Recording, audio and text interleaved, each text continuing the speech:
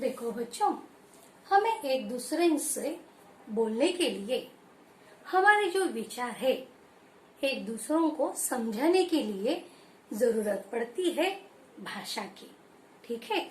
और किसी भी भाषा को ठीक तरह से समझने के लिए हमें व्याकरण की जानकारी होना जरूरी है। तो व्याकरण यह किसी भी भाषा का बेस है, मूल है।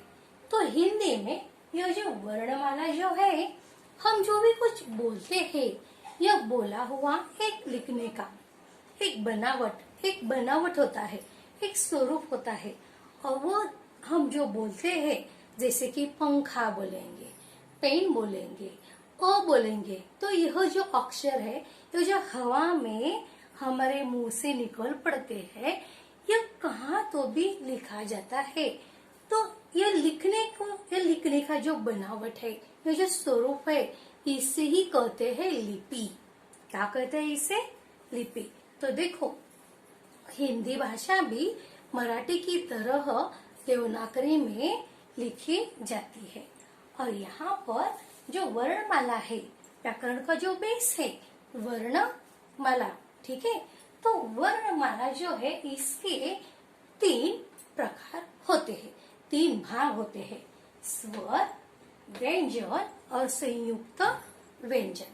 तो स्वर, व्यंजन, संयुक्त व्यंजन किसे कहते हैं, यह हम सहजता से देखेंगे। तो देखो, स्वर यानी जिनके उच्चारण के लिए किसी की भी सहायता की जरूरत नहीं होती है, उनका उच्चारण स्वतंत्र रूप से किया जाता है। देखो, ध्यान से सुनो। देखो, हमारे मुंह से सहजता से यह हवा में आ जाता है। आ, ई, उ, ठीक है। रू, ए, ऐ, ओ, औ, आहा। यह है, यह स्वर है। इन्हें उच्चारण के लिए किसी के भी सहायता की जरूरत नहीं होती। अब हम देखेंगे व्यंजन। जब हम व्यंजन और स्वर दोनों का अंतर समझ लेंगे, तो आपके ध्यान में यह आ जाएगा कि स्वर और व्यंजन यह स्वतंत्र कैसे है और यह मदद के साथ कैसे होते हैं। देखो, जैसे कि स्वर का उच्चारण आ सहजता से हुआ है, किसी की भी मदद न लेते हुए। अभी क का उच्चारण करेंगे, देखो, क। हाँ, यह स्वर सुनाई दिया ना आपको। तो देखो, क का उच्चारण स्वर के बिना नहीं होता। का, अगर हम का कहेंगे तो हमें यह सुनाई देगा। कौन सा भी है, प के बाद हमें यह सुनाई देता है। तो का हमें उच्चारण सुनाई देता है। यानी यह जो व्यंजन है, यह व्यंजन स्वर के सहायता के बिना इनका उच्चारण हो नहीं पाता। तो इसलिए यह व्यंजन है और यह स्वर स्वतंत्र रूप से इनका उच्चारण होता है। ठीक है। इसके बाद हम देखेंगे संयुक्त व्यंजन। देखो बच्चों, अभी हमने देखा कि स्वर का जो उच्चारण है वह स्वतंत्र रूपता से होता है, स्वतंत्र है उनका उच्चारण। उनके उच्चारण के लिए किसी की भी मदद की जरूरत नहीं होती। और इसके बाद व्यंजन जो है, क, ख, ग, च, ज्ञ, ज्ञ, क्ष, ठीक है, यह इन्हें कहते हैं व्यंजन। इनके लिए स्वरों की मदद जरूरी है। इसके बाद देखो संयुक्त व्यंजन। तो संयुक्त व्यंजन, इसमें क्ष, त्र, ज्ञ और श्र, यह जो है यह संयुक्त व्यंजन है। क्यों? इनमें यह जो क और श, यह व्यंजन है, 2 व्यंजनों के मेल से यह क्ष बना हुआ है। समझ में आपको? यह जो व्यंजन है, यह व्यंजन में यह दो व्यंजन के मेल से यह एक व्यंजन जुड़ा हुआ है। ठीक है, तो इसलिए इसे कहेंगे संयुक्त व्यंजन। यानी क्ष में क यह जो है ऐसा होता है ना, क पैर मुड़ा हुआ, हम मराठी में कहते थे को लंगड़ा, पाय मोडलेला। ठीक है, तो इसमें इस हिंदी में इसे कहते हैं हलंत। हलंत इसका मतलब है आधा। हलंत यानी आधा। ठीक है, तो आधा क और श यह व्यंजन मिलाकर हुआ है संयुक्त व्यंजन श। ठीक है, इसके बाद देखो तो हलंत तो आधा तो और व्यंजन र यह जुड़कर हुआ है त्र। ठीक है, इसके बाद य में भी ज और य यह दोनों मिला हलंत है, मिलाकर यह व्यंजन यानी संयुक्त व्यंजन तैयार हुआ है। ठीक है, श्र इसमें श, हम मराठी में मृगाचा बोलते हैं ना शलगम, तो श आधा हलंत श और र यह व्यंजन मिलकर इनका मेल होकर जुड़कर हुआ है संयुक्ताक्षर श्र। समझ में आपको? इसके बाद देखेंगे अपन, देखो क यह हलंत है। इस हलंत में यह अस्वर स्वतंत्र रूप है अ का। ठीक है, तो क और अस्वर मिलाकर व्यंजन हुआ क। ठीक है, और इसमें अगर हम आ मिलाएंगे क, इस व्यंजन में हम आ स्वर मिलाएंगे तो होगा का, इसलिए हमें आ यह स्वर सुनाई देता है। इसके बाद ख इस व्यंजन में हलंत में अ यह स्वर मिलाएंगे तो होगा व्यंजन ख। ठीक है, इसमें हम आ मिलाएंगे तो खा।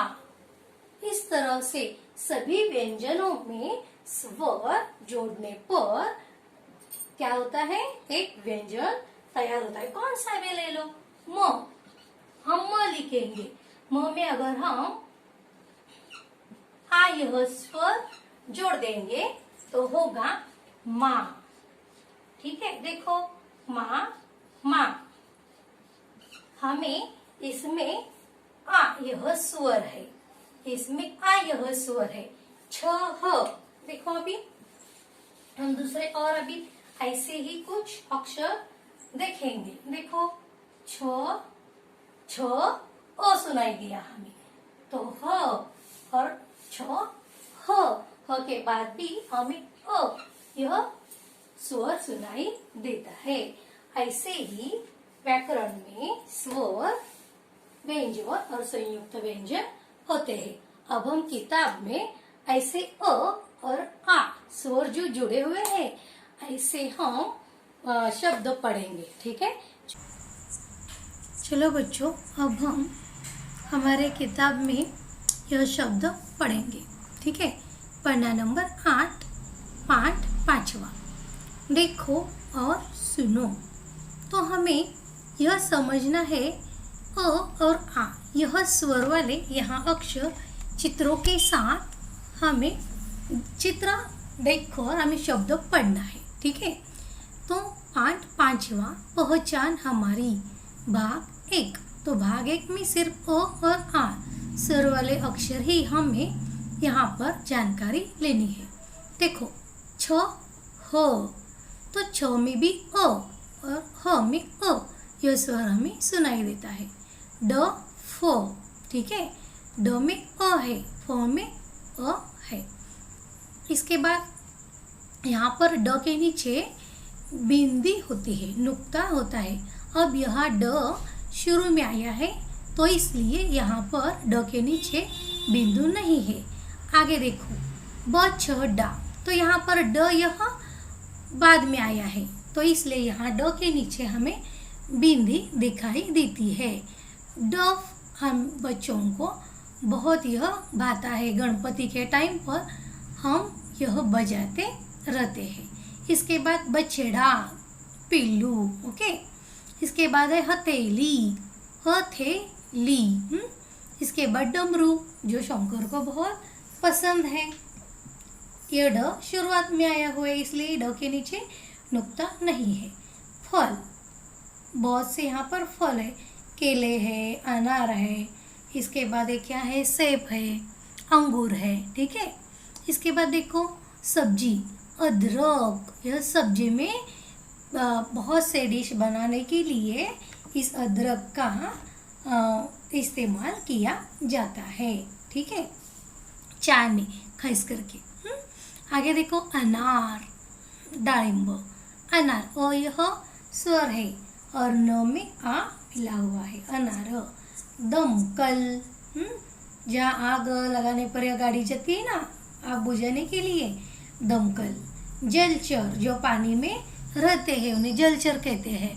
फिश है, इसके बाद कछुआ है, इसके बाद शलगम है और सांप है। इसके बाद कटहल, जो कोकण में यह पाया जाता है, फणस। आगे देखो आकाश, आ यह स्वर है और का में अ मिला हुआ, आ मिला हुआ है, आकाश। घट, घड़ा, हा थो, देखो थो डार्क है तो थो हाथ नवे, हाथो। कछुआ, शलगम, घड़ी, देखो ड के नीचे फिर यहाँ पर बिंदी है। टमाटर, टमाटा नहीं, टमाटर। थपकी, जो माँ छोटे बच्चों को लोरिया गा के बड़े प्रेम से लोरिया गाते हुए सुलाती है, थपकी। आगे देखो यह शब्द हम पढ़ेंगे, पढ़ो, वो ढो के नीचे फिर बिंदी है। डर, फर, घर। रथ, शक, शरद, शहद, दशक, आदर, कहकर। अरहर, हमें ध्यान से उच्चारण करना है, अरहर। अशरफ, अटक कर। आह, डाक, छाछ, थका, छाछ, देखो छाछ, थका। कथा, हरा, आशा, आका, काका, दादा। आहार, शारदा, शाकाहार, फटकार। तो आप सबको फिर से एक बार ये सभी शब्द पढ़कर सुंदर हस्ताक्षरों में लिखने हैं। आपको यह चित्र के साथ ये समझ में आया ना? ठीक है, अभी आपको यह लिखना है।